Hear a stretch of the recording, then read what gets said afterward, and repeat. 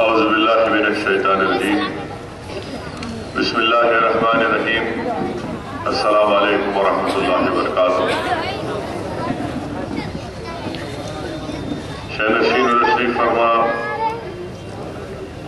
حضرت مولانا مسعود حسین مشتری صاحب، حضرت مولانا آغا صاحب، حیدر آغا صاحب، مجلس اتحاد المسلمین کے اراکین اسمبلی،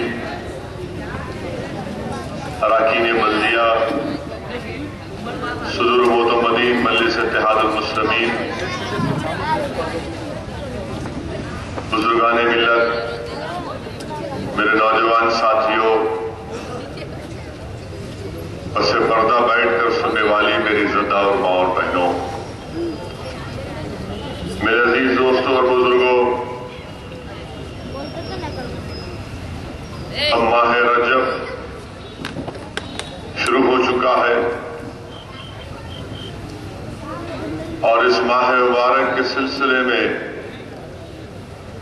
حدیث شریف میں آیا کہ اللہ کے رسول صلی اللہ علیہ وسلم نے ارشاد فرمایا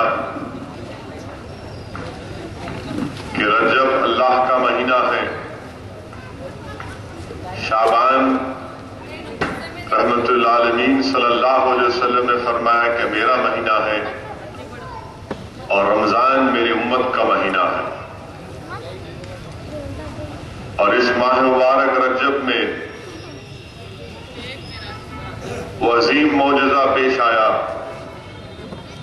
اللہ کے رسول صلی اللہ علیہ وسلم کو اللہ سبحانہ و تعالیٰ نے کئی معجزات عطا کیے، مگر یہ ایسا معجزہ تھا جو زمین پر نہیں بلکہ آسمان پر ہوا، اور وہ ہے سفر معراج کا سفر، جس میں آپ اور ہم نے علماء کرام کے بصیرت افروز خطابات کے ذریعے اس بات کو سنا کہ ہم کو نماز دی گئی، اور آج ضرورت اس بات کی ہے کہ اس ماہ رجب میں ہم سفر معراج کو جب یاد کرتے ہیں یا پھر شب معراج کا جلسہ ہوتا ہے تو بہت ضروری ہے میرے نوجوان ساتھیوں کہ ہم اپنے نمازوں کی سختی کے ساتھ پابندی کریں۔ جب تک ہم نماز کی پابندی نہیں کریں گے نہ ہم کو دنیا میں کامیابی ملے گی نہ آخرت میں کامیابی ملے گی۔ ہم میں اور غیروں میں پہچان صرف یہی ہے کہ نماز ہے، اور اس لیے بہت ضروری ہے، خاص طور سے میری گزارش نوجوان ساتھیوں سے ہے کہ وہ اپنی نمازوں کی پابندی کریں، پوری کوشش کریں کہ اپنے مسجدوں میں، محلے کی مسجدوں میں جا کر اپنی نماز باجماعت ادا کریں۔ یقیناً زندگی کی ضروریات کی تکمیل کرنا ہے، یقیناً حالات مشکل ہیں، ہر ایک گھر میں ایک چیلنج ہے، ایک تکالیف ہے، مگر میرے عزیز دوستوں اور بزرگوں، زندگی کے چیلنجز، زندگی کے مشکلات، یہ تمام چیزوں کا حل اسی وقت ہم کو نصیب ہوگا جب ہم اپنے سر کو اللہ کی بارگاہ میں جھکائیں گے، اور اس کے بعد اللہ کی ذات پر توکل کر کے ہم باہر نکل کر زندگی کے ہمارے نیک مقاصد کے حصول کے لیے جستجو کریں گے۔ جستجو کرنا ضروری ہے، محنت کرنا ضروری ہے، قربانیاں دینا ضروری ہے، اپنے آپ کو، اپنے سینوں کو پیش کرنا باطل طاقتوں کے آگے بہت ضروری ہے، مگر یاد رکھو یہ تمام چیزیں اس وقت پیدا ہوگی جب ہم نماز کے پابند ہو جائیں گے۔ یقیناً انشاءاللہ تعالی ہم کو کامیابیاں ہمارے نصیب اور مقدر میں لکھی جائیں گی۔ اسی لیے میں تمام نوجوانوں سے سے خاص طور سے اپیل کر رہا ہوں کہ اپنی نمازوں کی پابندی کریں. برائیوں کا خاتمہ اسی وقت ہوگا جب ہم نماز کی پابندی کریں گے. یہ جہیز کی لعنت کی وجہ سے جو ہمارے بچیاں گھروں میں بیٹھ چکی ہیں، جن کی شادیاں ہونا مشکل ہو چکی ہیں، نوجوانوں یاد رکھو اس برائی کا خاتمہ ہم کو کرنا ہے. میں نوجوانوں سے بات اس لیے کر رہا ہوں کہ 2 دن پہلے فلک نما کے ایک 20 یا 21 سال کی عمر کے نوجوان کی جان چلے گئی. محض اس لیے اس بچے کی جان چلے گئی کہ وہ بچہ کوئی کسی ٹی وی شو میں جانے کی تیاری کر رہا تھا اور اپنے دوستوں کو کھڑا کر کے دکھا رہا تھا کہ میں اپنے منہ میں گیس کا تیل رکھ کر آگ پر پھونکوں گا اور جب میرے کپڑوں کو آگ لگے گی تو میں فوراً کپڑے اتار کر پھینک دوں گا. اور یہ مظاہرہ کر رہا تھا. اس کے دوست اس کی اس حرکت کو اپنے سیل فون کے کیمرے میں ریکارڈ کر رہے تھے. اس نوجوان کو یہ شوق تھا کہ وہ ٹی وی پر آ جائے اور اس کا یہ شوق اس کی موت کا سبب بن گیا. آگ اس کو لپیٹ میں لے لی، وہیں جل گیا اور جو 2 دوست وہاں پر کھڑے تھے اس کو چھوڑ کر بھاگ گئے. اب آپ بتائیے کہ آخر یہ کیا ہو رہا ہے ہماری بستیوں میں، ہمارے معاشرے میں؟ کون ان لوگوں کو، ہمارے نوجوان بچوں کو اس طرح کی سوچ دیتا ہے کہ ایک نوجوان بچہ صرف ٹی وی پر ایک ٹیلنٹ شو میں جانے کے لیے، اپنے آپ کو ایک کرتب دکھانے کے لیے اپنے آپ کو جلا کر مر جاتا ہے؟ ذرا تھوڑی دیر کے لیے سوچئے کہ اس کے ماں باپ پر کیا گزرتی ہوگی. کیا ان نوجوانوں کو بار بار ہم نہیں کہتے کہ اپنا وقت برباد مت کرو، اپنے وقت کا صحیح استعمال کرو؟ کیا آپ اور ہم بھول چکے کہ میر چوک کے علاقے میں ایک فرضی کشتی کے مظاہرے میں کسی ایک نوجوان نے ایک بچے کو گھوسا مارا، وہ وہیں موقع پر ہلاک ہو گیا؟ میں نوجوانوں سے خطاب مخاطب ہوں اور آپ سے گزارش کرتا ہوں کہ ان چیزوں میں، ان حرکتوں میں کوئی فائدہ نہیں ہے. اپنے وقت کو، جو اللہ نے آپ کو وقت دیا، اس کا صحیح استعمال کریے، محنت کریے، جستجو کریے، مایوسی کو اپنے قریب آنے مت دیجیے. اللہ کی ذات بہت بڑی ہے.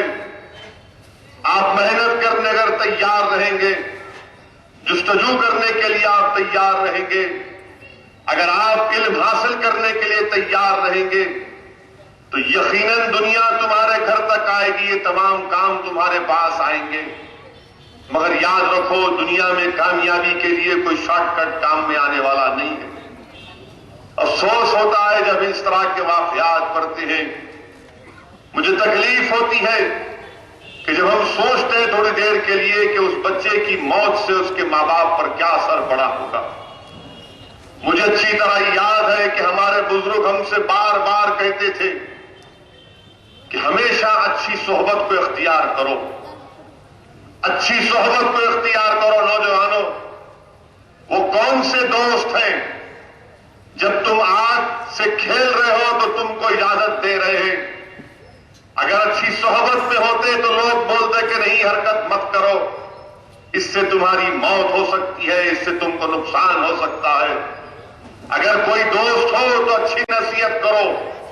دشمن کی طرح کسی کی موت کو اپنی آنکھوں کے سامنے مت دیکھو. یہ دوستی نہیں ہے نوجوانوں، یہ دشمنی ہے. یاد رکھو، آج جو یہ بچے سے ہوا، کل کوئی تم سے ہو جائے گا. اس لیے بہت ضروری ہے کہ ہم اپنے زندگی کے اس اوقات میں اس کو تعمیر اور اس صحیح راہ میں اس کو استعمال کریں. میرے عزیز دوستوں اور بزرگوں، نوجوان ہمارا مستقبل ہے، ہماری قوم کا، ہمارے ملک کا. اور ان نوجوانوں کو صحیح راہ دکھانا ان نوجوانوں کو صحیح راستے پر چلانا، ان نوجوانوں کو مضبوط کرنا، علم کے اعتبار سے، تعلیم کے اعتبار سے، کردار کے اعتبار سے، اخلاص کے اعتبار سے، روحانیت کے اعتبار سے، تبھی جا کر ہم ایک طاقتور قوم اور ملک بن سکیں گے۔ میرے عزیز دوستوں اور بزرگوں، دوسری اہم بات یہ ہے کہ آج صبح میں کالا پتھر کے اطراف اکناف کا 1 گھنٹے کا دورہ کیا چھوٹا سا، تو انشاءاللہ یہاں پر جو گورنمنٹ کا سکول ہے موچی کالونی کے پاس، جہاں پر جگہ کم ہے، اس جگہ کا ہم نے معائنہ کیا۔ انشاءاللہ تعالی میں آپ سے وعدہ کرتا ہوں کہ MP فنڈ کے ذریعے سے وہاں پر انشاءاللہ 1.5-2 کروڑ کی ایک نئی عمارت بنائی جائے گی، تاکہ وہاں پر جو پرائمری سکول اب چل رہا ہے، اس پرائمری سکول کے لیے کلاس روم دستیاب ہو سکے، کلاس روم بنے، اور ساتھ ہی ساتھ جو اوپر سٹوین کی طرف سے جو کمپیوٹر ٹریننگ کا سینٹر چل رہا ہے، اس کو اچھی طرح سے بھی چلایا جا سکے۔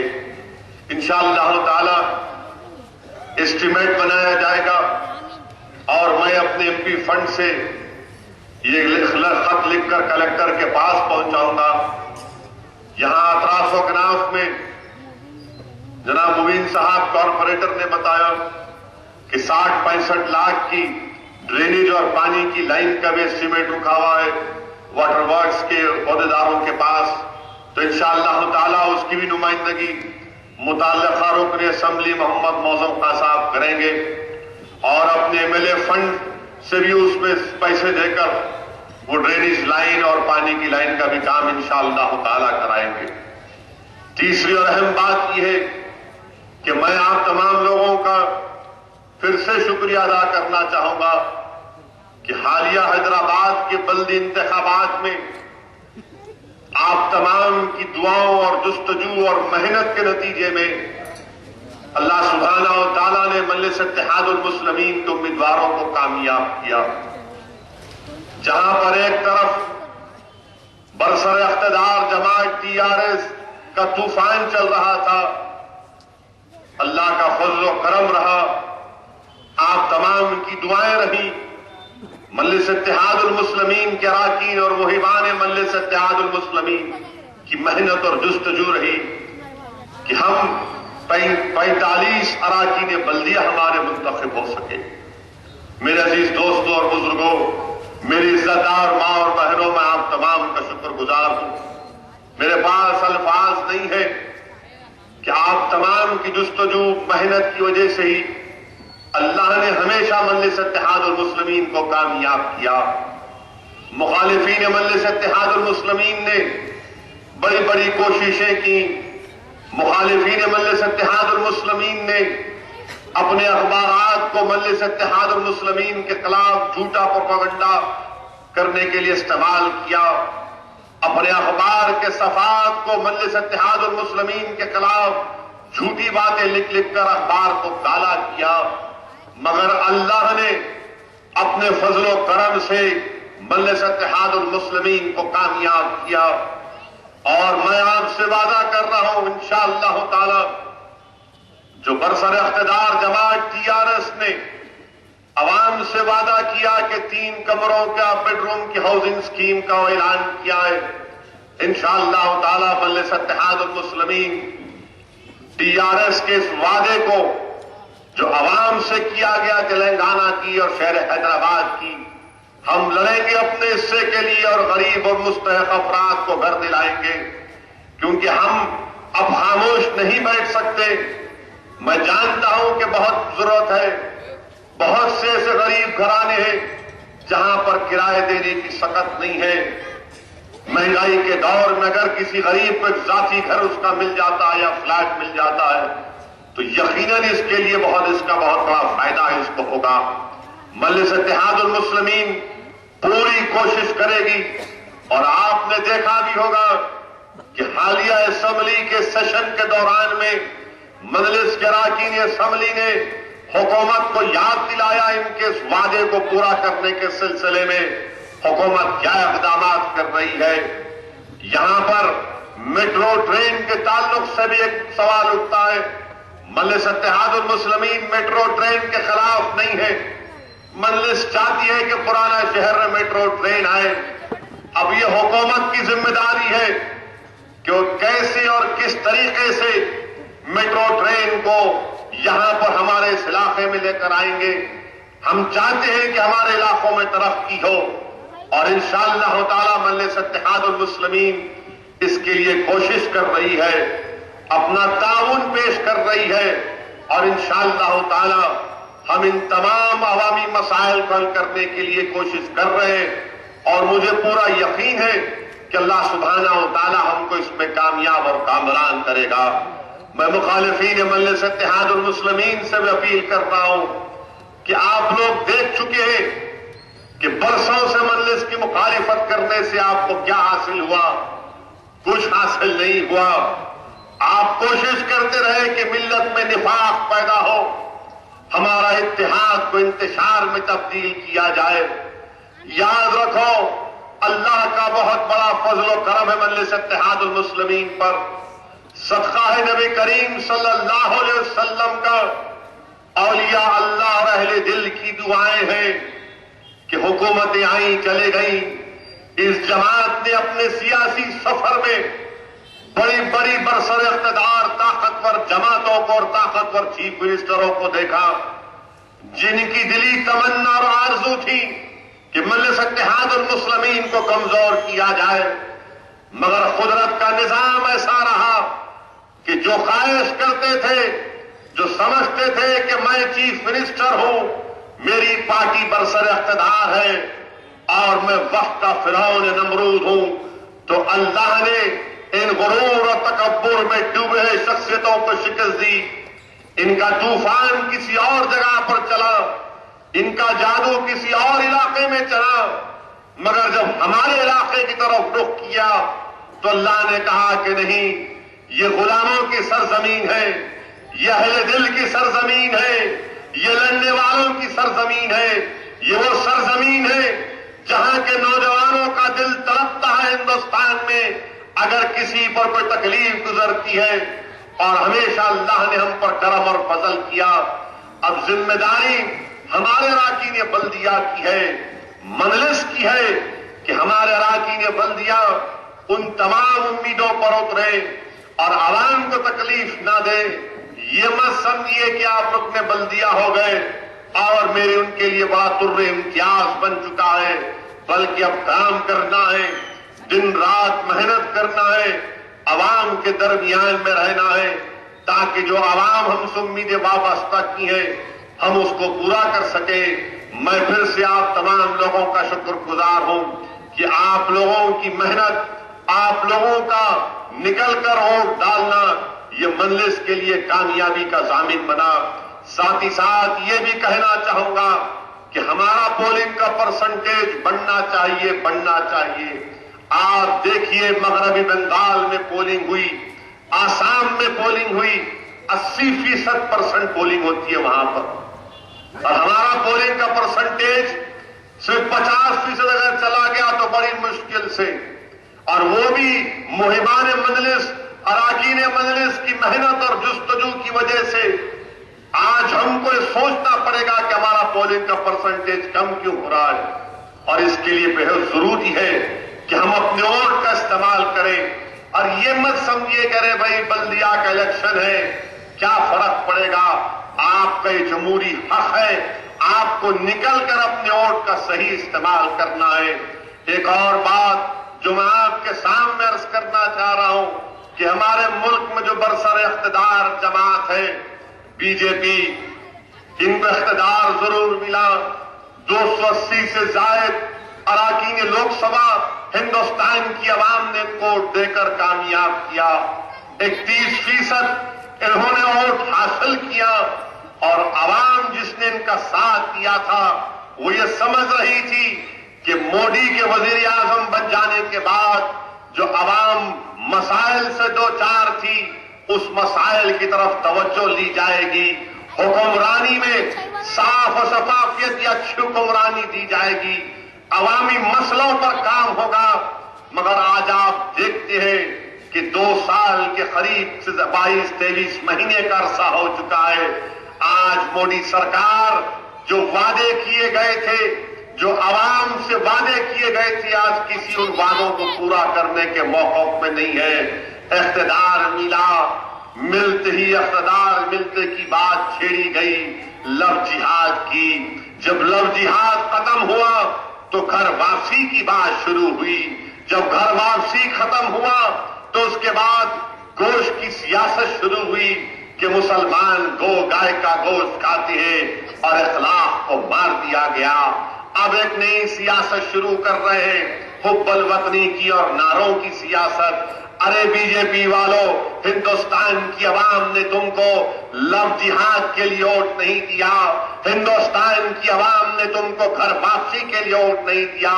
ہندوستان کی عوام نے تم کو گوشت کی سیاست کرنے کے لیے ووٹ نہیں دیا. ہندوستان کی عوام نے تم کو نعروں کی سیاست کرنے کے لیے ووٹ نہیں دیا. ہندوستان کی عوام نے تم کو ووٹ دیا کہ تم غربت کا خاتمہ کرو گے، کیونکہ تم ہندوستان میں جا جا کر یہ اعلان کر رہے تھے کہ اچھے دن آئیں گے، اچھے دن آئیں گے، غربت کا خاتمہ ہوگا. ہندوستان کے عوام نے تم کو ووٹ دیا کہ میرے جیب میں اور میرے گھر میں پیسہ آئے گا، کیونکہ تم نے وعدہ کیا تھا کہ غریبوں کو 15 لاکھ ملیں گے. آج 15 لاکھ تو دور کی بات، 15 پیسے آنا نہیں آ سکتے. مگر یہ تمام وعدوں پر مودی سرکار ناکام ثابت ہوئی. اکانومی کی ریوائیو کریں گے، معاشی پالیسی کو تبدیل کریں گے، اس میں بھی کچھ نہیں ہوتا ہے. ہندوستان کے عوام یہ بی جے پی کی سرکار سے جاننا چاہتی ہے کہ جب آپ وزیر اعظم بنے تو آئل کی قیمت $80 تھی ایک بیرل کی. آج وہ گرتے گرتے $35 پر ایک آئل کا بیرل ملتا. $35 پر ایک آئل کا بیرل ملتا ہے. جب انٹرنیشنل مارکیٹ میں قیمتیں گر رہی ہیں تو پھر یہاں کے پیٹرول پمپ میں پیٹرول اور ڈیزل کی قیمتوں میں کمی کیوں نہیں آتی؟ $35 پہ ایک بیرل آئل ملتا ہے مگر پیٹرول کی قیمت میں کمی نہیں آتی. ایک فقیر کو کچھ خیرات دیے ایسا $1.20 کبھی کم ہو جاتی، پھر 15 دن کے بعد $2.20 بڑھ جاتے. $85 سے $34 $35 پر ایک بیرل آئل کا ہو چکا. عجیب اچھے دن کی بات کرتے تھے ہمارے وزیر اعظم. کہاں گئے وہ اچھے دن؟ نہ اچھے دن آئے، بلکہ آج ہندوستان میں ہمارے وطن عزیز میں 35% ہندوستان کے علاقوں میں قحط سے دوچار. ہندوستان کے 35% علاقوں میں بارش نہیں ہے، سوکھا ہے، تالاب سوکھ چکے، زیر زمین پانی ختم ہو چکا، لوگ تڑپ رہے ہیں، بے زبان جانور مر رہے ہیں. مگر ہمارے یہ برسر اقتدار جماعت کہہ رہی ہے کہ نعروں کی سیاست کریں گے. پینے کو پانی نہیں ہے، جانوروں کے لیے چارہ نہیں ہے، مہنگائی آسمان کو چھو رہی ہے. جتنے یہ جوہریوں کی دکان تھے 2 مارچ سے ہڑتال پر ہے. کیا کہہ رہی ہے جوہری کی دکان کے لوگ کہ 1% کی ایکسائز ڈیوٹی ہٹا دو، مگر مودی سرکار بولتی ہے نہیں. حب الوطنی کی تم بات کرو، کیسے 1% ایکسائز کی بات کرتے تھے. مہاراشٹر میں اس سال 4 مہینے میں 500 سے زائد کسان خودکشی کر لیے، مگر ان کو نعروں کی فکر لگے گی. آپ بتائیے، ہر محاذ پر یہ لوگ ناکام ثابت ہو رہے ہیں. مگر میں آپ سے بھی کہنا چاہ رہا ہوں کہ ان کی ناکامی کا فائدہ اٹھانے والے بھی کوئی بھی نہیں ہے. کانگریس بے دم ہو چکی ہے. بلدیہ کا الیکشن 150 واٹ پر ہو رہا تھا تو یہ پورے کے پورے پیارے پرانے شہر میں کود گئے. 150 واٹ کا الیکشن بلدیہ کا، پورے کے پورے مائکا لال یہ سمجھے کہ اب ہم مجلس کو دکھائیں گے، پرانے شہر میں جائیں گے. جہاں دیکھو پھول کے ہار پہن کر سینہ تان کے بول رہے تھے اب ہم آ گئے، اب ہم آ گئے، اب ہم آ گئے. کیا بارات لے کے آئے تھے؟ ہم آ گئے، ہم ایسا کریں گے، زمین ہے جہاں پر سب کو آنے کی اجازت ہے، اور پھر دیکھتے سب کو ہم لوگ، دیکھو آیا جوکر آیا، یہ نیا آیا۔ لوگ جانتے ہیں کہ ان کے جیسے 56 آ کے چلے گئے، کچھ نہیں ہوگا انشاءاللہ تعالی۔ 150 وارڈ کا الیکشن، مگر نہیں، اسد الدین اویسی مجلس اتحاد المسلمین کو ہرانا ہے۔ ہم کو دلی سے آرڈر آیا، ارے تم دلی کی، تمہاری حکومت دلی میں نہیں ہے، کہاں ہے تمہاری دلی میں حکومت؟ ہر جگہ تم ختم ہوتے جا رہے ہو، تمہاری کمزوریوں کی وجہ سے، تمہاری نااہلی کی وجہ سے، تمہاری کمزور قیادت کی وجہ سے، تمہارے بچکانی حرکتوں کی وجہ سے بی جے پی کو اقتدار ملا، اور ان تمام غلطیوں کا فائدہ اگر کوئی نہیں اٹھا رہا ہے وہ اس لیے کہ تم وہاں پر بیٹھے ہوئے ہو۔ اگر کوئی اور ہوتا تو ان تمام کمزوریوں کا فائدہ اٹھا کر ہندوستان میں عوامی تحریک شروع ہو جاتی، مگر نہیں ہے ان لوگوں کو، نہ وہ سوچ ہے، نہ وہ فکر ہے، نہ وہ قابلیت ہے ان کے پاس۔ میرے عزیز دوستوں اور بزرگوں، اور آپ دیکھتے ہیں کہ نعروں کی سیاست میں آج کل ہر ایک کہہ رہا ہے کہ ان کی گردن مار دینا تلوار سے، کوئی بولتا ہے زبان لا لو میں 1 کروڑ دیتا ہوں، کوئی بولتا 20,000 دیتا ہوں، کوئی بولتا ایسا کر دوں گا وہ کر دوں گا۔ میرے پاس بہت سے میڈیا کے لوگ آ کے بولے آپ تبصرہ کیوں نہیں کر رہے؟ میں بولا میرے بھائی بول دیا کتنے مرتبہ بولوں گا میں؟ آپ تو جو سن لیے نا، اب ہم مجلس کی پالیسی یہ ہے کہ ایک بار جب ہم ایک موقف کو اختیار کر لیتے تو ہم اس پہ تبدیلی اختیار نہیں کرتے۔ یہی مجلس اتحاد المسلمین کی کامیابی کا ضامن رہا کہ ایک پالیسی پر جب ہم قائم ہو جاتے، یہ ہماری پالیسی ہے، ہم پیچھے نہیں ہٹتے۔ تو کسی نے پوچھا انہوں ایسا بول رہے، انہوں ایسا بول رہے، وہ کوئی تلوار، کوئی گردن، کوئی یہ۔ میں بولا ایسا ہے، حیدرآباد میں ہمارے پاس بہت سے حکیم ہیں، بہت سے حکیم ہیں۔ تو حکیم کے پاس کوئی گیا، سنا میں، جا کے بولے حکیم صاحب سلام علیکم۔ حکیم صاحب بولے کیسا آنا ہوا میاں؟ بولے ذرا کمزوری چل رہی آج کل۔ تو حکیم صاحب بولے میاں کمزوری کئی کی ہے؟ سر میں درد ہو رہا، کھانا نہیں کھا سک رہے، کیا کمزوری ہے؟ تو یوں دیکھا انہیں، سمجھو آپ ذرا۔ تو حکیم صاحب بولے اچھا وہ کمزوری ہے، آپ بیٹھو۔ حکیم صاحب نکال کے خمیرہ دیے، کھا لے اس کو، طاقت کا ہے۔ تو یہ تمام مخنثوں کو اسد الدین اویسی کا نام لیے تو ان کو مرد بن رہے کہتے ہیں۔ کچھ سمجھ میں نہیں آ رہا، ہر جگہ ہمارا نام۔ ارے دوسرا فنکشن ہے، اس نام لو، نہیں آپ کا نام لے کے لو بھائی، کون روک رہا آپ کو؟ جمہوریت ہے۔ اچھا ہے اگر آپ کے پیٹ کا درد دور ہو جاتا ہے، اگر آپ کو رات میں نیند آتی ہے، لیجئے گالی، خوب دیجئے گالی، 1 نہیں 2 دو، 10 دو، 100 دو، کیونکہ تاریخ اسلام گواہ ہے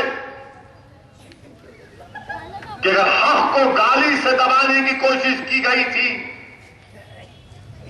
مگر گالیوں سے حق دبا نہیں، پتھریں برسا کر حق کو دبانے کی کوشش کی گئی تھی، مگر پتھروں نے حق کو نہیں دبا سکے۔ شاہ بن ابی طالب میں محروس کر دیا گیا تھا، مگر حق کو دبا نہیں سکے۔ مکے کی سرزمین پر اونٹ کی اجڑی ڈالی گئی، مگر حق کو دبا نہیں سکے۔ ارے میں تو ان لوگوں کا نام لیوا ہوں، ان لوگوں کے غلاموں کا غلام ہوں، میری نسبت ان لوگوں سے ہے، آپ میرا کیا کریں گے؟ اگر جانا ہے تو جائیں گے ایک دن۔ کون آیا جینے کے لیے یہاں پر؟ یہ تو میرے لیے قید خانہ ہے، اور میں جانتا ہوں کہ میرا سفر ختم نہیں ہوگا قبر میں جانے کے بعد، میرا سفر تو بہت لمبا۔ مگر یاد رکھو جب تک ہم زندہ رہیں گے ہم حقیقت کو بیان کریں گے، سچائی کو بیان کریں گے، اور میں ان تمام ظالموں سے وعدہ کر رہا ہوں کہ میں تمہاری آنکھوں میں آنکھیں ڈال کر تمہارے بڑے بڑے وقت کے فرعون اور نمرودوں کے سامنے کھڑے ہو کر، اللہ نے مجھے یہ صلاحیت دی، اللہ نے مجھ پر کرم کیا، اللہ نے مجھے ہدایت دی کہ میں وقت کے نمرود اور فرعون کے سامنے کھڑے ہو کر حق کو بیان کیا، بیان کرتا رہوں گا۔ میری زبان کو تم روک نہیں سکتے، میری سوچ اور فکر کو تم ختم نہیں کر سکتے۔ اگر ایک اویسی جائے گا تو ہر گھر سے 2-3 اویسی انشاءاللہ تعالی پیدا ہوگا۔ اور میرے عزیز دوستوں اور بزرگوں، یہی کام آپ کو اور ہم کو کرنا ہے کہ مصلحت کے نام پر بزدلی اختیار نہیں کی جا سکتی۔ اور یاد رکھو، جو نوجوان پڑھے لکھے، میں تم سے کہہ رہا ہوں کہ ہندوستان کے کانسٹیٹیوشن کو پڑھو، ہندوستان کے کانسٹیٹیوشن کو پڑھو۔ ہندوستان کی کانسٹیٹیوشن میں فنڈامنٹل رائٹ ہے، فنڈامنٹل رائٹ ایکسپریشن کے لیے ہے، فنڈامنٹل رائٹ مذہبی آزادی ہے، فنڈامنٹل رائٹ اقلیتوں کو ان کے تہذیب اور تعلیم پر ان کے حقوق دیے گئے، جو عدلیہ بھی ہم سے ان حقوق کو چھین نہیں سکتی۔ یہ بچے آ کے بول رہے کہ ایسا کریں گے، کچھ نہیں کر سکتے۔ آپ یاد رکھو، قانون میرے ساتھ ہے، ہندوستان کا کانسٹیٹیوشن مجھے اس بات کی اجازت دیتا ہے، اور میں جو کچھ بھی کر رہا ہوں اپنی ذات یا اپنی نفس کے لیے نہیں کر رہا ہوں، کیونکہ تم اگر ہم سے کہہ رہے ہو کہ نعروں کی سیاست میں اگر ہم تم کو شرک میں مبتلا کرنا چاہو گے تو تم ہم کو شرک میں مبتلا نہیں کر سکتے۔ یقیناً ہم گناہگار ہیں، خطا کار ہوں گے، کمزور ہوں گے، مگر ہم شرک کو اختیار نہیں کر سکتے، ہم شرک کو اختیار نہیں کر سکتے۔ ہم کسی اور مسلک میں ہوں گے، یہ مسلک وہ مسلک، میں ہر مسلک یہی کہتا ہے کہ توحید پر کمپرومائز نہیں کیا جا سکتا، توحید پر کمپرومائز نہیں کیا جا سکتا۔ اور اگر تم یہ سمجھ رہے ہو کہ یہ بولنے سے ایسا ہوگا، نہیں ہوگا۔ ایک اور اہم بات میرے عزیز دوستوں اور بزرگوں، وہ یہ ہے کہ ہماری باتوں پر ناراضگی کا اظہار کرتے ہیں۔ RSS کا فنکشن احمد آباد میں ہوا، وہاں پر پولیس کا ایک بہت بڑا آفیسر گجرات کا، جو 6-7 سال جیل میں رہا، گجرات کی باہر کی جیل میں رہا، DG ونزارا، جس پر 7 لوگوں کو قتل کرنے کا الزام ہے، RSS کے فنکشن میں گیا تو ہر RSS کا ورکر اس کا ہاتھ چوم رہا تھا، اس کو گلے لپٹا رہا تھا، عزت کا مقام دیا گیا۔ تم کو میری بات کر بھی نظر آتی ہے، اگر کوئی ایسا مسلم پولیس آفیسر ہوگا جس نے انکاؤنٹر کیا، کچھ کیا ہوگا، یا پھر اگر یہاں پر کوئی ایسا نوجوان ہوگا جس پر دہشت گردی کا الزام ہوگا، اس کو لا کے میں ڈائس پہ بٹھایا تو کیا گزرتا؟ نیشنل نیوز بن جائے گی۔ فجر کی اذان ہونے سے پہلے بولیں گے دیکھو بیٹھا ہوا تھا اویسی کے ساتھ، ان کی بھڑکاؤ جماعت، ان کی بھڑکاؤ زبان، ان کی زہریلی زبان، پھر بولتے یہ بھڑکاؤ بھائی جان۔ ٹھیک ہے، تمہارے بھائی جان تو ہوئے نا، مگر یہ بتائیے کہ آپ DG ونزارا کو اس طرح سے ہیرو کی طرح اس کا استقبال کیا گیا، یہ قوم پرستی ہے، یہ حب الوطنی ہے،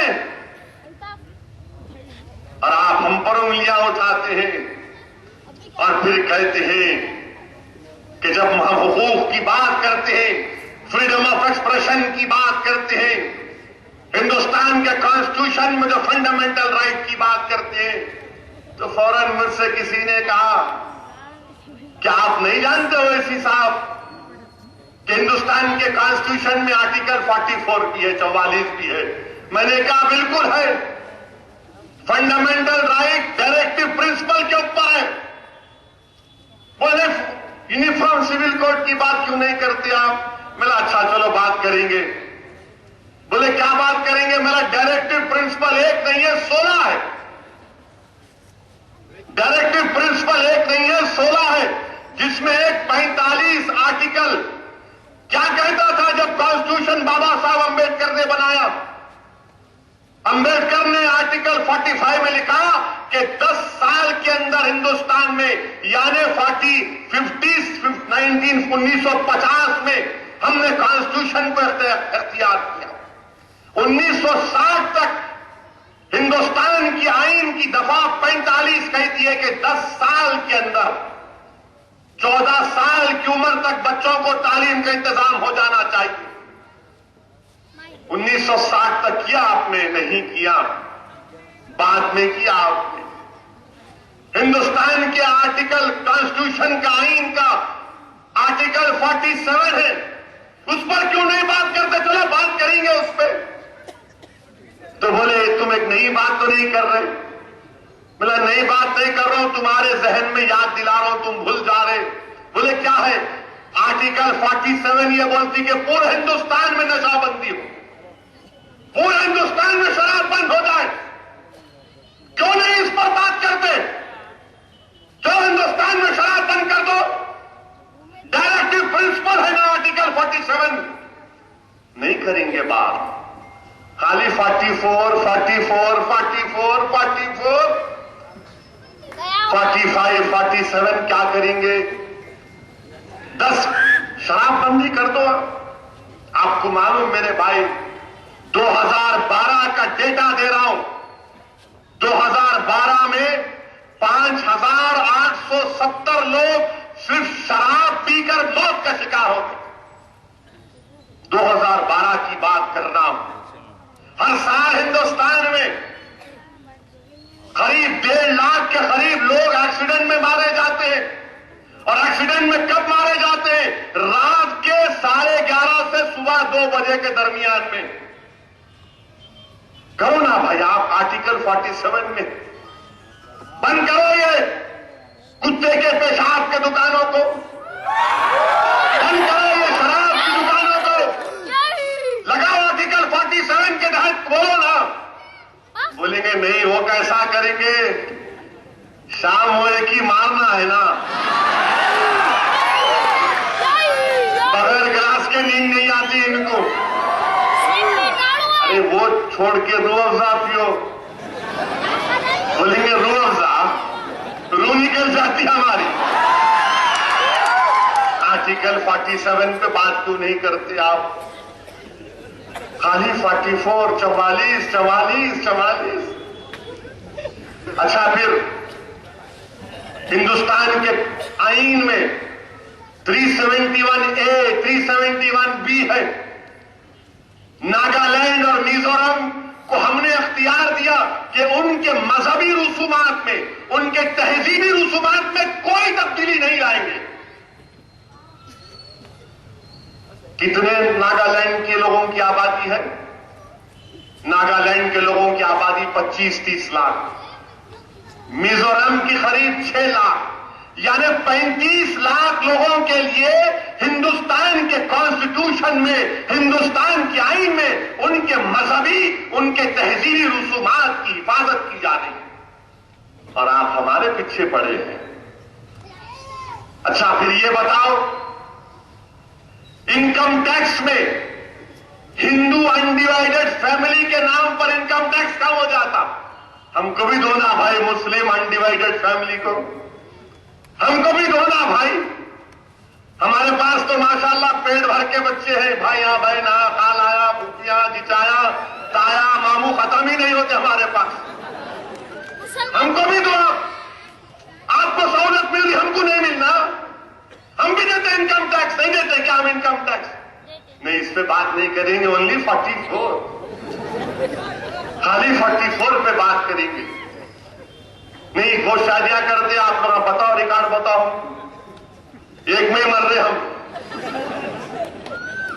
کیسا کرتے لوگ 2-2 3-3 میرے کو سمجھ میں نہیں آتا. بڑا دل جگر ہوگا ان کے پاس. مگر کیا آپ کے پاس ڈیٹا ہے؟ ڈیٹا ہے. دیتا ہے. 2 بیویاں کس کے پاس زیادہ, 3 بیویاں کس کے پاس, یہ بھی بیان کروں کیا؟ اگر یہ بولوں گا تو بولیں گے دیکھو پھر سے بھڑکاؤ بھائی جان, کچھ بول کے چلے گئے. ہر چیز ہے ہمارے پاس, مگر آپ صرف ہم سے بغض رکھتے ہیں, ہم سے نفرت کرتے ہیں, ہماری تہذیب سے نفرت کرتے ہیں, ہمارے مذہب کے ان تمام اصولوں کا سمجھ نہیں پاتے. سمجھو ہمارے مذہب کے اصولوں کو. آپ ہندوستان دنیا میں ایک واحد ملک ہے جہاں پر 150 سے زائد 200 سے زائد زبانیں بولی جاتی ہیں.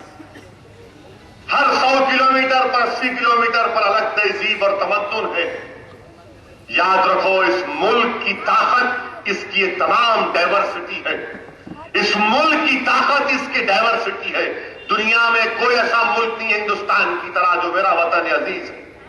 اور کوئی ہم کو یہاں پر اس ملک سے محبت کرنا ہم کو مت سکھائیے. آپ مت سکھائیے ہم کو ملک سے محبت کرنا. ہم اس ملک میں 1000 سال سے رہ رہے ہیں. اس ملک کو ہم نے آزاد کیا انگریزوں سے. جہاد کا فتویٰ علماء کرام نے دیا. علامہ فضل حق خیر آبادی رحمت اللہ علیہ نے کالا پانی کی سزا کو قبول کیا, موت کو گلے لگایا, مگر انگریزوں کے سامنے بھیک نہیں مانگی کہ مجھے معاف کر دو. خط لکھ کر نہیں دیا علامہ فضل حق خیر آبادی رحمت اللہ علیہ نے. اور آپ جس کو بڑا بہادر بہادر بولتے انہیں 5 خط لکھ کے دیا انگریز سرکار سے کہ میرے کو معاف کر دو, میرے کو چھوڑ دو, میں آپ کا غلام رہوں گا. ہم نے کہا کہ نہیں, جب ہم نے فتوا دیا ملک کو آزاد کرانے کا تو موت کو گلے لگائیں گے. یہ جیلوں میں ڈالا گیا تو انہوں نے جیلوں سے آواز لگا کر کہا سن لو برطانیہ کی گوری چمڑی والی سرکار, تمہاری جیل کی دیواریں ہماری آواز حق کو دبا نہیں سکے گی. اسی طرح ہم نے اس ملک کو آزاد کیا. آج یوں آئے کہ ہم کو بول رہے, ایسا بولے تو تم ہندوستان کے چاہنے والے نہیں تو تم پاکستان چلے جانا. کیوں, تمہارے باپ کا ملک ہے. پاکستان کو جانا کرتے, ارے جب نہیں گئے اب جائیں گے. ہم محمد علی جناح کے پیغام کو ٹھکرا دیا. ہم نے جناح صاحب سے کہا کہ نہیں جائیں گے پاکستان کو. ہندوستان ہمارا ملک ہے. ہندوستان کے تاج محل, قطب مینار, لال قلعہ, یہ قلعہ گولکنڈہ, یہ 4 مینار, یہ تمام ہماری بزرگوں کی نشانیاں. ہم ہندوستان چھوڑ کر نہیں جائیں گے. ہم اس ملک کو چھوڑ کر نہیں جائیں گے جہاں پر ہم نے سجدے کیے. ہم اس ملک کو چھوڑ کر نہیں جائیں گے جہاں پر خواجہ اجمیری آئے تھے. آج آپ ہم سے بول رہے ہیں, مت بولو ہم سے. یہ ملک تمہارا نہیں ہے, یہ ملک میرا نہیں ہے. یہ ملک نہ ہندوؤں کا ہے, یہ ملک نہ مسلمانوں کا ہے, یہ ملک نہ سکھوں کا ہے, یہ ملک نہ عیسائیوں کا ہے. یہ ملک ہندوستانیوں کا, یہ ملک ہندوستانیوں کا ہے. اس ملک میں کبھی یہ ملک ہندو راشٹر نہیں بن سکتا, نہ بننے دیں گے انشاءاللہ تعالی. یہ ملک سیکولرزم کے اصولوں پر قائم ہوا تھا اور یہ ملک انشاءاللہ تعالی سیکولرزم کے اصول پر قائم رہے گا. یقیناً یہاں پر کمزوریاں ہیں, ناانصافیاں ہیں, مگر ہماری لڑائی ملک کے خلاف نہیں ہے, نہ کبھی تھی نہ انشاءاللہ رہے گی. ہماری لڑائی ان 10% لوگوں کے خلاف ہے جو 90% ہندوستان کی عوام کو محروم رکھ رہے ہیں, جو 10% لوگ اقتدار کی کرسیوں پر بیٹھتے ہیں اور 90% عوام کو غربت اور مفلسی ان کا مقدر بنا کر رکھ دیے. آج جیلوں میں سب سے زیادہ مسلمان ہیں, اس پر کوئی بات نہیں کرتا. آلیر کا انکاؤنٹر ہو کر 1 سال ہو گیا, انکوائری کیا ہوئی نہیں معلوم ہوتا. مکہ مسجد کی فائرنگ کی رپورٹ حکومت کے پاس ہے, پیش نہیں کی جاتی. میرے عزیز دوستوں اور بزرگوں, ان حالات میں ہم کو اپنی جماعت کو مضبوط کرنا ہے, اپنی جماعت کو اور مضبوط کرنا ہے. لوگ بہت سے آئیں گے، بہت چلے جائیں گے، انہوں ایسا کر رہے کہتے انہوں ایسا کر رہے. ارے یاد رکھو، مجلس کی طاقت کی وجہ سے یہ تمام اسکیموں میں اضافہ ہو رہا ہے. مجلس کی بے باک آواز کی وجہ سے تلنگانہ کی اسمبلی نے حکومت کو مجبور کیا جاتا. آئیے مجلس اتحاد المسلمین کو مضبوط کریے، اپنی جماعت کو مضبوط کریے، جہاں پر ہماری ابتدائیاں نہیں ہیں اس کو اور مضبوط کریے. جہاں پر ہمارا پولنگ پرسنٹیج کم ہوا، میں بزرگوں سے درخواست کر رہا ہوں کہ آپ ہماری رہبری کریے، بتائیے ہم کو کیا غلطی ہم کر رہے ہیں، کیونکہ یہ جماعت آپ کی ہے. جو ہمارے بزرگ آج ہیں زندہ، اللہ ان کو سلامت رکھے، جنہوں نے قائد ملت کو دیکھا، جنہوں نے فخر ملت کو دیکھا، جنہوں نے سالار ملت کو دیکھا، اور انہی بزرگوں کی محنت اور جستجو کا نتیجہ ہے کہ مجلس اتحاد المسلمین اس مقام پر آ پہنچی ہے. جس جگہ پر آج یہ جلسہ ہو رہا ہے، نوجوانوں تم اس جلسے اس علاقے کی، اس مقام کی تاریخ نہیں جانتے، اسد الدین اویسی جانتا. جب اس جگہ پر جلسے ہوتے تھے آج سے 30 سال پہلے تو ڈائس نہیں ہوتا تھا، اتنا بڑا مجمع نہیں ہوتا تھا. 30-35 سال پہلے جب جلسے ہوتے تھے تاربن عاشور خانے کے پاس، اگر الیکشن کا جلسہ ہوتا تو مجلس کے وہ جید اراکین اپنے ہاتھوں سے ترازو لگاتے تھے. یہاں پر اس دیوار پر ترازو کا نشان اتارا جاتا تھا، تخت لگایا جاتا تھا اور تخت دائز بنتا تھا. میرے عزیز دوستوں، بزرگوں، نوجوانوں، بڑی مشکلات کا سفر کرتے کرتے، پرپیش وادیوں سے گزر کر، ظالم حکمرانوں سے لڑ کر، جیلوں کی صحبتیں برداشت کر کے، پولیس کی مائیں کھا کھا کر ہمارے بزرگوں نے آج مجلس اتحاد المسلمین کو اس مقام پر پہنچایا. نوجوانوں، اب تم کو اس جماعت کو لے کر آگے بڑھنا ہے. نوجوانوں، اس جماعت کو لے کر تم کو تلنگانہ اور آندھرا، مہاراشٹرا، کرناٹکا، اتر پردیش، تمل ناڈو کے علاقوں تک آپ کو لے کر جانا ہے. اس جماعت کو ہمارے بزرگوں نے ایک پلیٹ فارم بنا کر ہم کو دیا، ایک بنیاد، ایک بہترین بنیاد ڈال کر دی. اور اس بنیاد میں یاد رکھو نوجوانوں، ان بزرگوں کا خون پسینہ ہے، ان کی آنسو ہے، ان کی تکالیف ہے، ان کا کرب ہے، ان عظیم ماں اور بہنوں کی قربانیاں ہیں جو چلچلاتی دھوپ میں ٹھہر ٹھہر کر اپنی جماعت کو کامیاب کرنے کے لیے اپنی انگلیوں کو سڑا دیا. ایک عظیم بنیاد ڈالی گئی. اب اس بنیاد پر ہم ایسی عمارت تعمیر کرنا کہ صبح قیامت تک اس عمارت پر کوئی آنکھ اٹھا کر نہ دیکھے. یہ کام آپ پر ہم کو کرنا ہے. میں آپ کا تعاون چاہتا ہوں، میں آپ کی سرپرستی چاہتا ہوں، میں آپ کی رہبری چاہتا ہوں، میں آپ کی مدد چاہتا ہوں، اور ہم پورے اخلاص کے ساتھ یہ کام کر رہے ہیں. مخالفین آئیں گے جائیں گے، چھوڑیے ان لوگوں کو، یہ لوگ کچھ نہیں کر سکتے.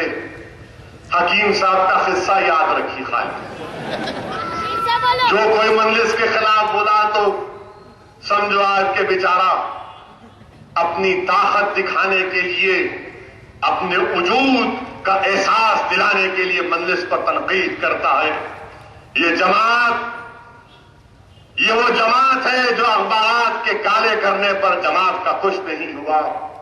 یہ وہ جماعت ہے جب پابندی اس پر ہٹی تو 2 لوگ 10 لوگ جلسوں میں آتے تھے تو کبھی عبد الواحد اویسی ٹہلتے ہوئے تقریر کرتے تھے. یہ وہ جماعت ہے کہ سالار ملت کے ساتھ مرحوم یوسف صاحب نے یہاں پر بڑی محنت کی. کئی لوگ ہیں جن کے نام میں بیان نہیں کر سکتا، صرف دعا ہی کر سکتا ہوں کہ ان عظیم لوگوں کی محنت اور جستجو کی وجہ سے آج مجلس اتحاد المسلمین کو اللہ نے مقام عطا کیا. آج جس عظیم شخصیت کو خراج عقیدت پیش کرنے کے لیے آپ اور ہم یہاں پر جمع ہوئے ہیں، بہادر یار جنگ کو یاد کرنے کے لیے ان کو اگر خراج عقیدت پیش کرنا ہے تو مجلس اتحاد المسلمین کو مضبوط کرتے رہیے. مجلس اتحاد المسلمین کی شاخوں کو اور کھولیے. اگر ان تمام ذمہ داروں کو خراج عقیدت پیش کرنا ہے، نوجوانوں اچھے انسان بنو، اچھے انسان بنو.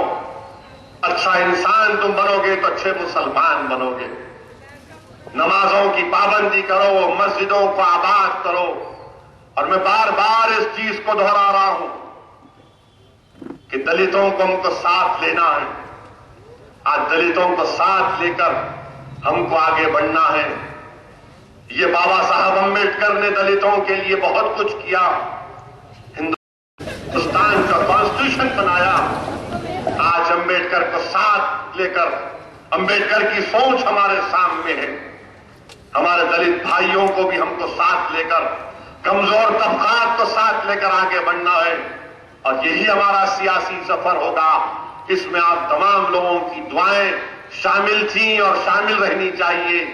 یہی چند باتیں میں اختصار کے ساتھ آپ کے سامنے رکھا ہوں. وآخر الدعوانا الحمدللہ رب العالمین.